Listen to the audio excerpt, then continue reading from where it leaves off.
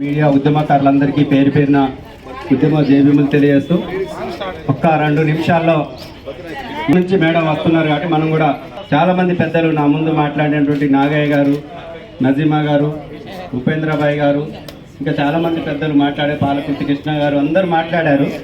మాట్లాడింది ఏం లేదు కానీ ఇవాళ మాతా రమాబాయి అంబేద్కర్ గారి జయంతి కార్యక్రమాన్ని కేవలం మహానుభావుడు అంబేద్కర్ జయంతిని మాత్రమే ప్రభుత్వం కానీ సంఘాలు కానీ పార్టీలు కానీ నిర్వహిస్తాయి.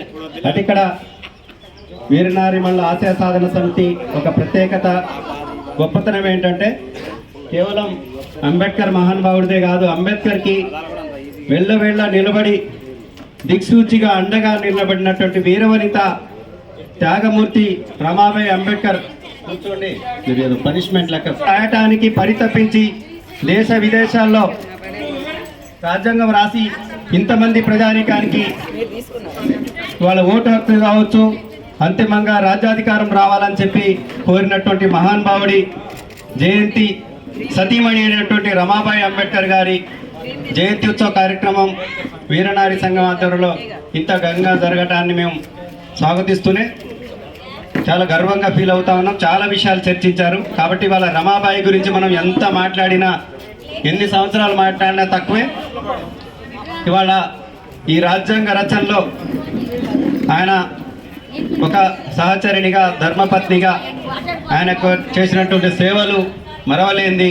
కాబట్టి రమాబాయి పేరుతోని మనం కనీసం ఒక విశ్వవిద్యాలయంలో కానీ లేదా రమాబాయి విగ్రహాన్ని జిల్లా కేంద్రంలో ఎక్కడ కానీ లేదా గ్రంథాలయంలో ఆమె పేరుని పెట్టడం కానీ ఇట్లాంటి ఏదైనా చేస్తేనే ఇవాళ రమాబాయికి మనం నివాళులర్పించినట్టు.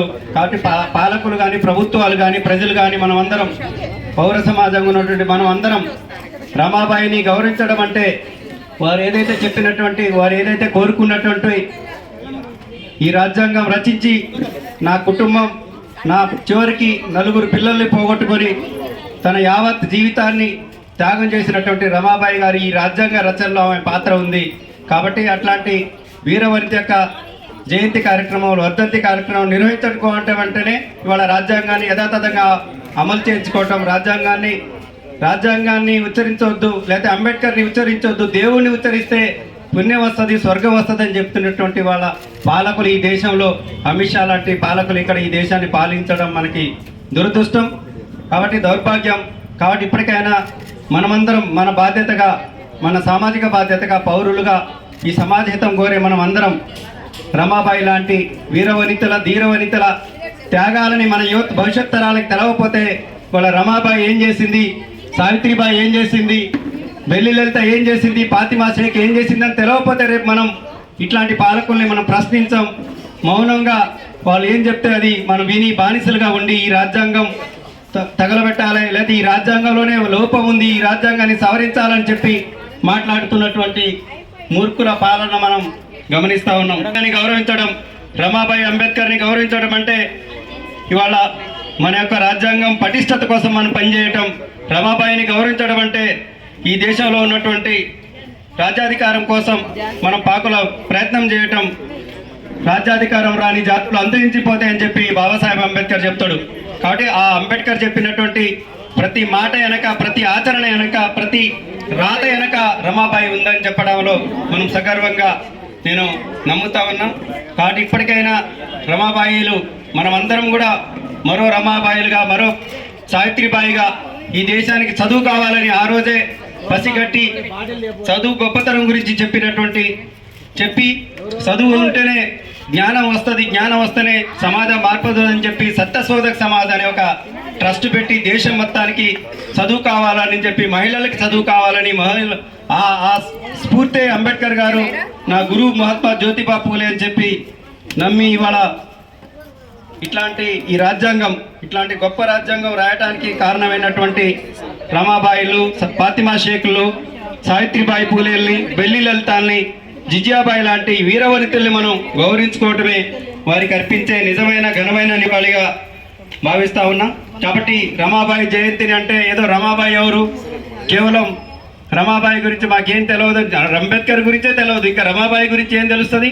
కాబట్టి ఇప్పటికే రమాబాయి గురించి కూడా ఎక్కడ సరైన పాఠ్యాంశాల్లో లేదు, చరిత్రలో లేదు. కాబట్టి ఇప్పటికైనా రమాబాయి చరిత్రని మనం గ్రామాల్లో తండాల్లో గూడెల్లో ఆదివాసీ కాలనీల్లో తీసుకెళ్ళి రమాబాయి జీవిత చరిత్రను మనం ఎప్పుడైతే భవిష్యత్ తరాలకి తెలియజేస్తామో అప్పుడే అంబేద్కర్ని మనం గౌరవించినట్టు, అప్పుడే రాజ్యాంగాన్ని గౌరవించినట్టు, అప్పుడే మనం రాజ్యాధికారం మేడం వారి జయంతి కార్యక్రమాన్ని విజయవంతం చేయటం అంటేనే మనం బాటలు వేసుకోవటం, మన ఓట్లు మనం వేసుకొని అంతిమంగా రాజ్యాధికారంలోకి వెళ్ళటానికి ఒక బాటలు వేసుకున్నట్టుగానే అనేక మంది మన ప్రకృతి అన్నగారు చాలా విషయాలు చాలా సాంస్కృతికంగా, అంటే ఏ పోరాటంలో అయినా సాంస్కృతిక పోరాటం చాలా గొప్పది. ఈ తెలంగాణ రాష్ట్రం రావడానికి కానీ ఆ రోజు సాయుధ పోరాటంలో మన ఠాను నాయక్ కావచ్చు, ఆ రోజు చాకలైలమ్మ లాంటి వీర వెనుతల చరిత్రను బయటికి తీయటంలో కూడా ఆ రోజు సాంస్కృతిక పోరాటం చాలా గొప్పది, చాలా త్యాగమైంది. కాబట్టి తెలంగాణ రావటం కోసం ఎట్లా పాడారో సామాజిక తెలంగాణ కోసం కూడా ఈ సమాజంలో మహిళలపై జరుగుతున్నటువంటి దాడుల మీద, మహిళలకు జరుగుతున్నటువంటి హక్కులు హరింపోయే విషయంలో కూడా ఈ రాజ్యాంగ ఉల్లంఘనల మీద కూడా ఇదే రకమైన పాటలు పాడి సామాజిక తెలంగాణ వైపుగా, రాజ్యాధికారం వైపుగా ఈ జాతుల్ని మళ్లించడంలో కళాకారులుగా, మేధావులుగా, ఉద్యమకారులుగా, మహిళా నాయకురాలుగా, మనం ఉద్యోగులుగా అందరం సర్వశక్తులు మీడియాగా అందరం ప్రయత్నం చేస్తేనే ఇట్లాంటి భవిష్యత్తు బాటలు పడతాయి. కాబట్టి ఇవాళ రమాబాయి అంబేద్కర్ జయంతి చేసేదో దండలేసి పూలమాలలు వేసుకొని ఆమె కేక్ కట్ చేయటం అంటే ఇక్కడ రమాబాయి గొప్పతనాన్ని ఈ ప్రభుత్వానికి తెలియజేయటం, రమాబాయి ఏం చెప్పింది మీరు ఏం ఆచరిస్తున్నారని చెప్పడం. కాబట్టి రమాబాయి పేరుతోని ఒక యూనివర్సిటీ పెట్టాలంటున్నాం. గిరిజన జిల్లా ఇది, ఖమ్మం జిల్లా. గిరిజన జిల్లాలో గిరిజన యూనివర్సిటీలో రమాబాయి యూనివర్సిటీ అని పెట్టాలి. ఖమ్మం జిల్లా గ్రంథాలయానికి రమాబాయి పేరు పెట్టాలి. లేదా రమాబాయి కనీసం చిత్రపటం, ఒక విగ్రహం కూడా లేదు ఖమ్మంలో. ఖమ్మం నడి లాంటి నడిబొడ్డులో దళిత బహుజనులు మెజార్టీగా ఉన్నటువంటి ఈ జిల్లాలో, ఈ దేశంలో, ఈ రాష్ట్రంలో రమాబాయి చిత్రపటాలు ఉండాలని, విగ్రహాలు ఉండాలని కూడా మేము కోరుతా ఉన్నాం.